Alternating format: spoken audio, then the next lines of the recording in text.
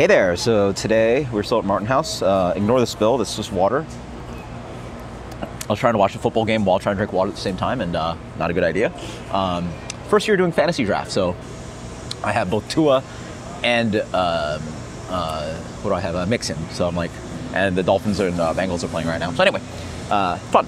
I've never done fantasy, and I've enjoyed football for a few years, and fantasy's pretty cool. I'm sure it will rub off, but it's fun doing it for the first time with my staff at work. But what is this? This is the Salty Lady.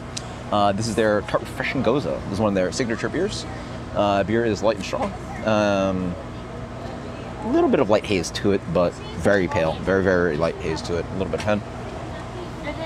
On the nose, that smells pretty good. Get a little bit of that like floral, soapy coriander thing, but it's not as intense like as some beers can go.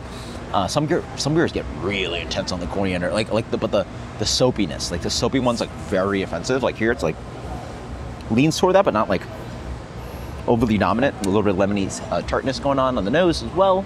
Cheers.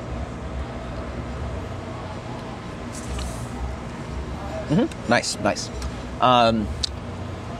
Medium plus acidity, not all the way full, I would say. What beers does it remind me of? Reminds me a little bit of 6 Point Goza, but that one is definitely, for me, too soapy on the coriander thing. Definitely way more tart than that beer.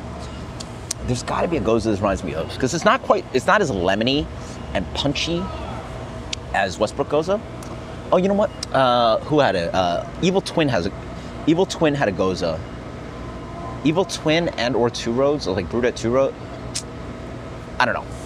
There were a few Goses around there for a minute. Like Goses were pretty popular, I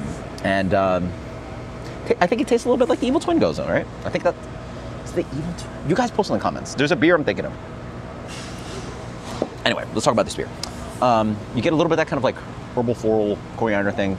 It's quite nice. It's like, again, not offensively coriander-y, leaning towards like too much soapy, but like right before that. So it has a really nice element of herbal floral character. As I said, acidity is medium plus. Very salty beer. Wow, I like it. It's the bartender warned me about it. This is probably one of the saltier Gozas you'll get. Like not like noticeably so, where it's like, oh my god, this is too salty. It's a really wonderful savory element on top of the lemon that I like.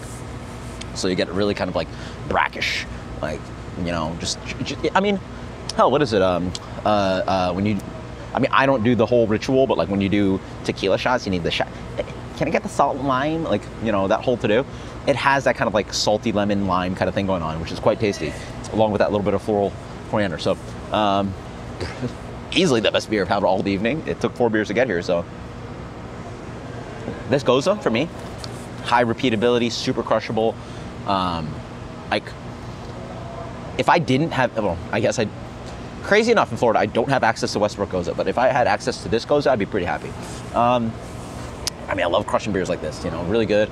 Hell, there was a Goza thing going on for a minute. You guys remember that? Am I nuts?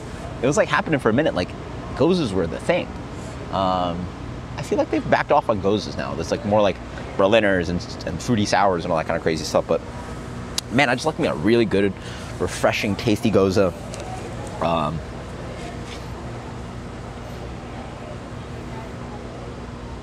Just solid beer, like very good solid beer. I like it. 92. That's the Salty Lady from Martin House. That's the best beer they've had all night. Cheers.